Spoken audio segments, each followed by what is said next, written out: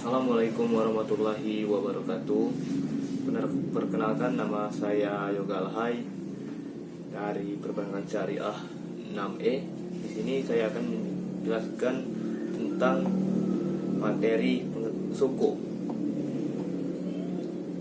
Pengertian suku. Obligasi syariah di dunia internasional dikenal nama suku. Kata suku dapat ditelusuri dengan mudah pada literatur Islam komersial klasik. Suku berasal dari bahasa Arab, sak atau tunggal, dan suku jamak yang memiliki arti mirip dengan sertifikat atau not. Menurut IGH Ahsyen dalam Muhammad Kamal Zubair dalam pemahaman praktisnya, suku merupakan bukti klaim kepemilikan. Sedangkan menurut Bapepam dan Lembaga Keuangan nomor 9A13 tentang penerbitan efek syariah memberikan definisi suku sebagai berikut.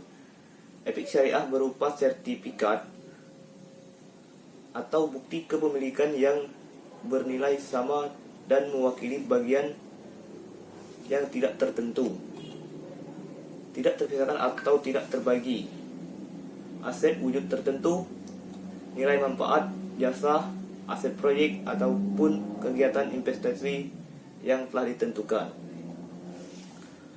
Dari pengertian-pengertian tersebut, di atas dapat disampaikan bahwa suku atau obligasi syariah adalah surat berharga yang merupakan bukti kepemilikan atau klaim atas aset, baik itu berupa tangible, intangible, maupun kontrak proyek dari aktivitas tertentu, yang mewajibkan emiten membayar pendapatan bagi hasil kepada pemegang suku dan membayar kembali suku sesuai dengan tanggal jatuh tempo yang sudah disepakati. Dan dalam kegiatan mulai dari transaksi dikeluarkan surat berharga tersebut sampai kepada aktivitas penyerahan hasil bagi sesuai dengan prinsip syariah. Landasan surat suku. Yang pertama ada surat Al-Baqarah ayat 275 yang artinya orang-orang yang memakan riba tidak dapat berdiri melainkan sebagai berdirinya orang yang kemasukan setan karena gila. Prinsip suku. Pada prinsipnya, suku mirip seperti obligasi konvensional. Persamaan dan perbedaannya seperti yang telah diuraikan pada tabel sebelumnya. Selain itu, suku juga distrukturkan secara Islam sehingga terbebas dari riba, gharar, dan masyir. Karakteristik suku. Yang pertama merupakan bukti kepemilikan suatu aset berwujud atau hak manfaat. Yang kedua, pendapatan berupa imbalan, kupon, margin, dan bagi hasil sesuai jenis akad yang digunakan. Yang ketiga, terbebas dari unsur riba, gharar, dan maisir. Yang keempat, penerbitannya melalui special purpose special. Dan yang kelima, memerlukan underlying aset. Penggunaan prokes harus sesuai prinsip Islam. Akad dan jenis suku. Suku ijaroh merupakan suku yang diterbitkan berdasarkan perjanjian atau akad ijaroh di mana suatu pihak bertindak sendiri atau melalui wakilnya menjual atau menyewakan hak manfaat atas suatu aset kepada pihak lain berdasarkan harga dan periode yang telah disepakati. Suku mudarobah, yakni suku yang diterbitkan dengan akad mudarobah. Keuntungan dari kerjasama tersebut akan dibagi berdasarkan perbandingan yang telah disepakati berbagai sebelumnya, sedangkan kerugian yang timbul sebelumnya ditanggung oleh pemilik modal. Suku musyarakah, yakni suku yang diterbitkan berdasarkan perjanjian musyarakah di mana dua pihak atau lebih bekerja sama menggabungkan modal untuk membangun proyek baru, mengembangkan proyek yang sudah ada, atau membiayai kegiatan usaha. Keuntungan ataupun kerugian yang ditimbul ditanggung bersama sesuai partisipasi modal masing-masing pihak. Suku istisna, yaitu suku yang diterbitkan akad istisna di mana para pihak menyepakati jual beli dalam rangka pembiayaan suatu proyek atau barang, adapun harga.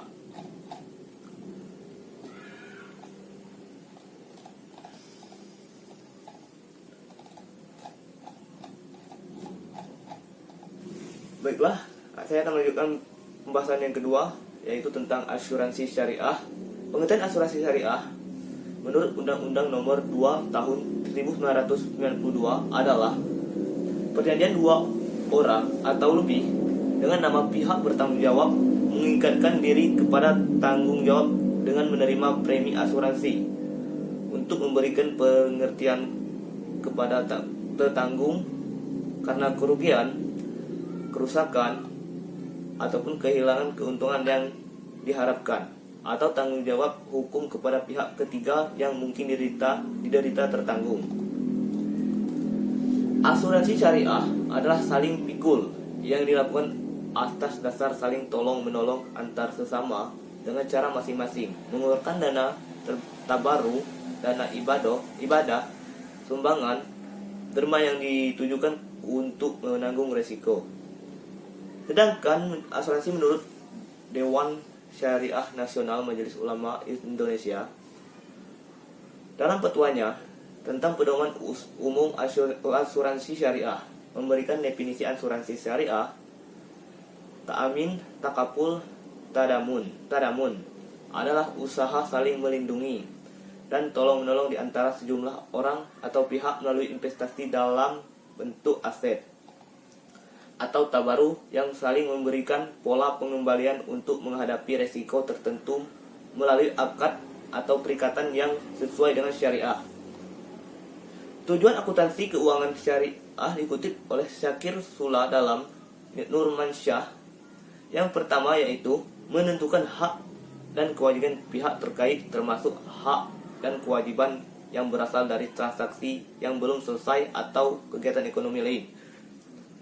Sesuai dengan prinsip syariah yang berdasarkan konsep kejujuran, keadilan, kebijakan, dan kepatuhan terhadap nilai-nilai bisnis Islami. Kemudian yang kedua, menyediakan informasi keuangan yang bermanfaat bagi pemakai laporan untuk mengembalikan keputusan, lalu meningkatkan kepatuhan terhadap prinsip syariah dalam semua transaksi dalam kegiatan usaha.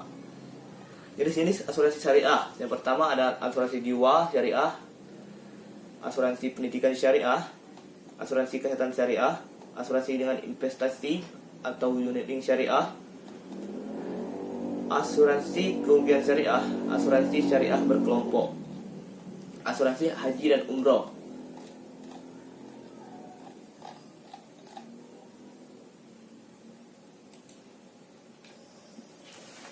Pembahasan yang ketiga yaitu macam-macam akad lain dalam akuntansi dan pengertiannya.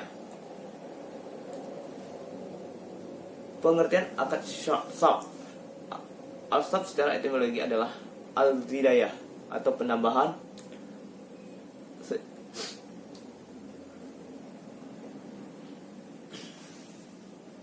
penghindaran, pemalingan, penukaran, atau transaksi jual beli.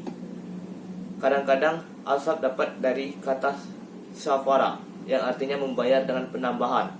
Sab adalah perjanjian jual beli suatu valuta dengan valuta yang lainnya. Pengertian akad wadiah. Wadiah berasal dari wadashi yang artinya meninggalkan atau menitipkan sesuatu pada orang lain yang sanggup menjaga sebagai titipan murni dari suatu pihak ke pihak lain, baik individu maupun badan hukum, yang harus dijaga dan dikembalikan kapan saja si penitip menghendakinya. Dalam ekonomi syariah, wadiah adalah titipan nasabah yang harus dijaga dan dikembalikan setiap saat nasabah yang bersangkutan menghendakinya, baik bank bertanggung jawab atas pengembalian titipan tersebut. Akad hiwalayah. Akad hiwalayah atau hawalah adalah pemindahan atau pengalihan penagihan hutang dari orang yang berhutang kepada orang yang akan menanggung utang tersebut. Namun demikian, yang dapat diserahkan ini adalah uang finansial dan bukan utang barang. Dalam praktik bank syariah, biasanya aplikasi hawalah ini dilaksanakan dalam bentuk factoring atau anjak piutang, di mana nasabah yang memiliki piutang kepada pihak ketiga memindahkan piutang tersebut kepada bank, sehingga bank yang akan membayar piutang nasabah di muka dan menagih uang kepada pihak ketiga tersebut. Terima kasih, itu saja yang dapat saya sampaikan. Wassalamualaikum warahmatullahi wabarakatuh.